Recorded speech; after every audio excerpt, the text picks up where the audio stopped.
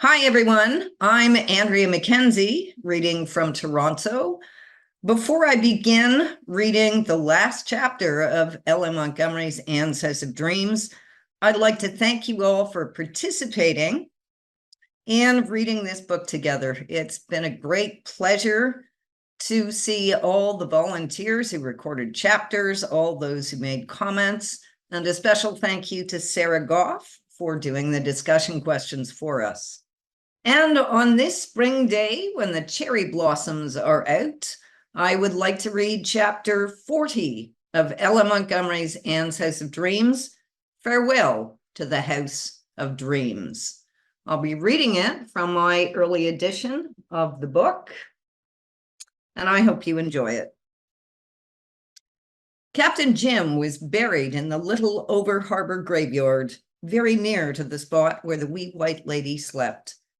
His relatives put up a very expensive, very ugly monument, a monument at which he would have poked sly fun had he seen it in life. But his real monument was in the hearts of those who knew him and in the book that was to live for generations. Leslie mourned that Captain Jim had not lived to see the amazing success of it. How he would have delighted in the reviews. They're almost all so kindly. And to have seen his life book heading the lists of the bestsellers. Oh, if he could just have lived to see it, Anne. But Anne, despite her grief, was wiser. It was the book itself he cared for, Leslie, not what might be said of it. And he had it. He had read it all through. That last night must have been one of the greatest happiness for him, with the quick, painless ending he had hoped for in the morning. I am glad for Owen's sake and yours that the book is such a success, but Captain Jim was satisfied. I know. The lighthouse star still kept its nightly vigil. A substitute keeper had been sent to the point until such time as an all-wise government could decide which of many applicants was best fitted for the place, or had the strongest pull. The first mate was at home in the little house, beloved by Anne and Gilbert and Leslie, and tolerated by a Susan who had small liking for cats. I can put up with him for the sake of Captain Jim, Mrs. Doctor dear, for I like the old man, and I will see that he gets bite and sup, and every mouse the traps account for. But do not ask me to do more than that, Mrs. Doctor dear. Cats is cats, and take my word for it, they will never be anything else. And at least, Mrs. Doctor dear, do keep him away from that blessed wee man. Picture to yourself how awful it would be if he was to suck the darling's breath. That might be fitly called a catastrophe, said Gilbert. Oh, you may laugh, Doctor dear, but it would be no laughing matter. Cats never suck babies' breaths, said Gilbert. That is only an old superstition, Susan. Oh, well, it may be a superstition or it may not, Doctor dear. All that I know is it has happened. My sister's husband's nephew's wife's cat sucked their baby's breath, and the poor innocent was all but gone when they found it. And superstition or not, if I find that yellow beast lurking near our baby, I will whack him with the poker, Mrs. Doctor dear. Mr. and Mrs. Marshall Elliott were living comfortably and harmoniously in the greenhouse. Leslie was busy with sewing, for she and Owen were to be married at Christmas, and wondered what she would do when Leslie was gone. Changes come all the time. Just as soon as things get really nice, they change, she said with a sigh. The old Morgan place up at the Glen is for sale, said Gilbert, apropos of nothing in especial. Is it? Asked Anne indifferently. Yes. Now that Mr. Morgan has gone, Mrs. Morgan wants to go live with her children in Vancouver. She will sell cheaply, for a big place like that in a small village like the Glen will not be very easy to dispose of. Well, it's certainly a beautiful place, so it is likely she will find a purchaser, said Anne, absently, wondering whether she should hemstitch or feather stitch little Jem's short dresses. He was to be shortened the next week, and Anne felt ready to cry at the thought of it. "Suppose we buy it, Anne," remarked Gilbert quietly. Anne dropped her sewing and stared at him. "You're not in earnest, Gilbert." "Indeed I am, dear." "And leave this darling spot, our house of dreams?" said Anne incredulously. "Oh, Gilbert, it's unthinkable." "Listen patiently to me, dear. I know just how you feel about it. I feel the same. But we've always known we would have to move someday." "Oh, but not so soon, Gilbert. Not just yet." "We may never get such a chance again.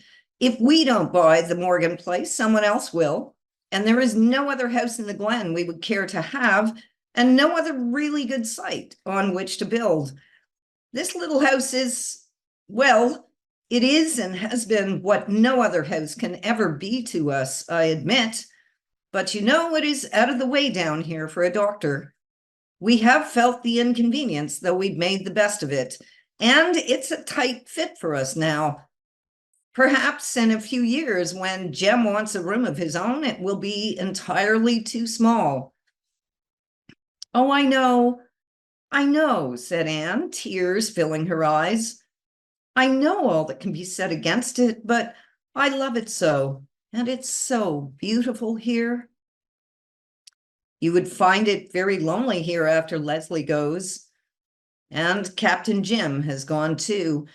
The Morgan place is beautiful, and in time we would love it. You know you have always admired it, Anne."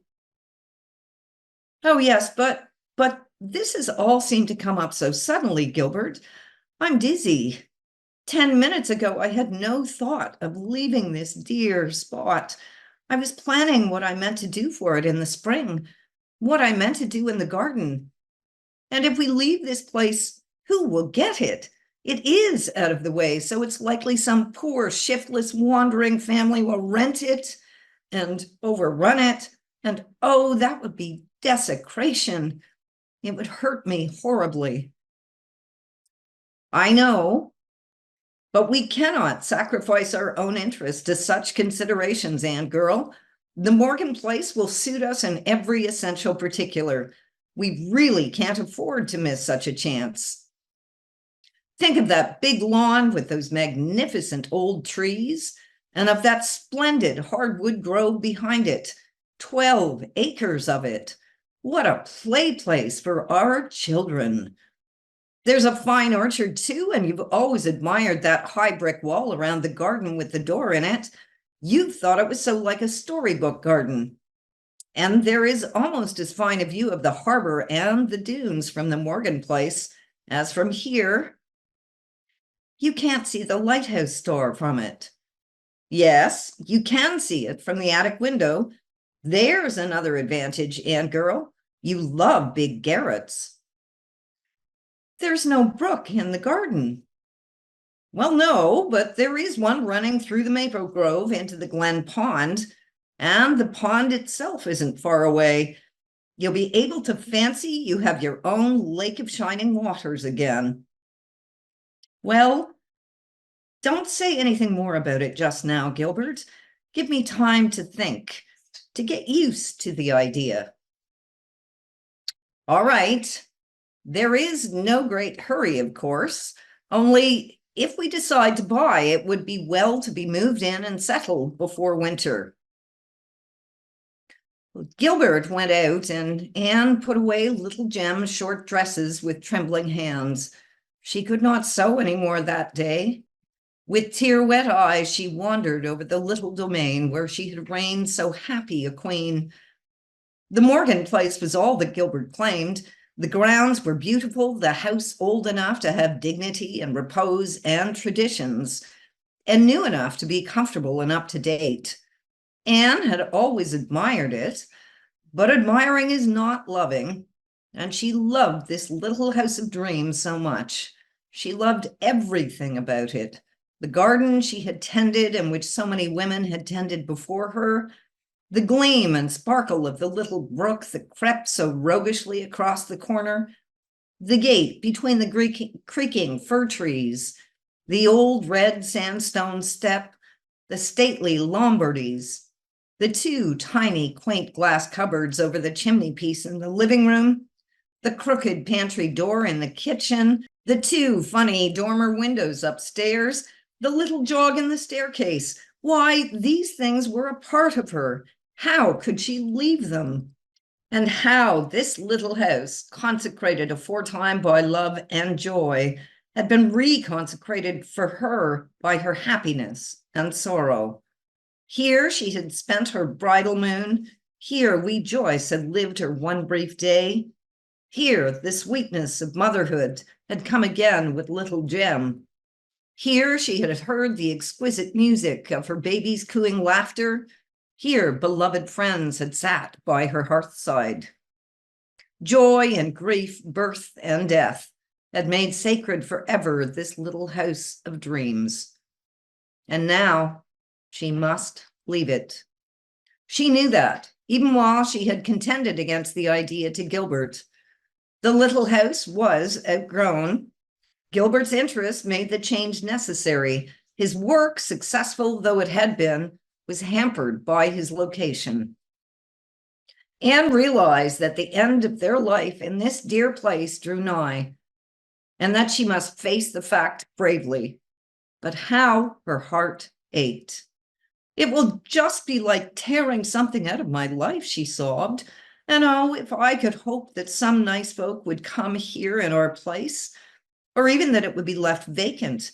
That itself would be better than having it overrun with some horde who know nothing of the geography of dreamland and nothing of the history that has given this house its soul and its identity. And if such a tribe come here, the place will go to rack and ruin in no time. An old place goes down so quickly if it is not carefully attended to. They'll tear up my garden and let the Lombardies get ragged, and the paling will come to look like a mouth with half the teeth missing. And the roof will leak and the plaster fall, and they'll stuff pillows and rags and broken window panes, and everything will be out at elbows. Anne's imagination pictured forth so vividly the coming degeneration of her dear little house that it hurt her as severely as if it had already been an accomplished fact. She sat down on the stairs and had a long, bitter cry. Susan found her there and inquired with much concern what the trouble was. "You have not quarreled with the doctor, have you now, Mrs. Doctor dear? But if you have, do not worry. It is a thing quite likely to happen with married couples, I am told, although I have had no experience that way myself. He will be sorry, and you can soon make it up." No, Susan, we haven't quarreled. It's only Gilbert is going to buy the Morgan place, and we'll have to go and live at the Glen, and it will break my heart." Susan did not enter into Anne's feelings at all. She was indeed quite rejoiced over the prospect of living at the Glen. Her one grievance against her place in the little house was its lonesome location. "Why, Mrs. Doctor dear, it will be splendid. The Morgan house is such a fine big one." "I hate big houses," sobbed Anne. "Oh, well, you will not hate them by the time you have half a dozen children," remarked Susan calmly. "And this house is too small already for us. We have no spare room since Mrs. Moore is here, and that pantry is the most aggravating place I ever tried to work in. There is a corner every way you turn. Besides, it is out of the world down here. There is really nothing but scenery." "Out of your world, perhaps, Susan, but not out of mine," said Anne with a faint smile. "I do not quite understand you, Mrs. Doctor dear, but of course I am not well educated. But if Dr. Blythe buys the Morgan place, he will make no mistake, and that you may tie to. They have water in it, and the pantries and closets are beautiful, and there is not another such cellar in P.E. Island, so I have been told. Why, the cellar here, Mrs. Doctor dear, has been a heartbreak to me, as well you know. Oh, go away, Susan, go away, said Anne forlornly. Cellars and pantries and closets don't make a home. Why don't you weep with those who weep? Well, I never was much hand for weeping, Mrs. Doctor dear. I would rather fall to and cheer people up than weep with them. Now, do not you cry and spoil your pretty eyes. This house is very well and has served its turn, but it is high time you had a better.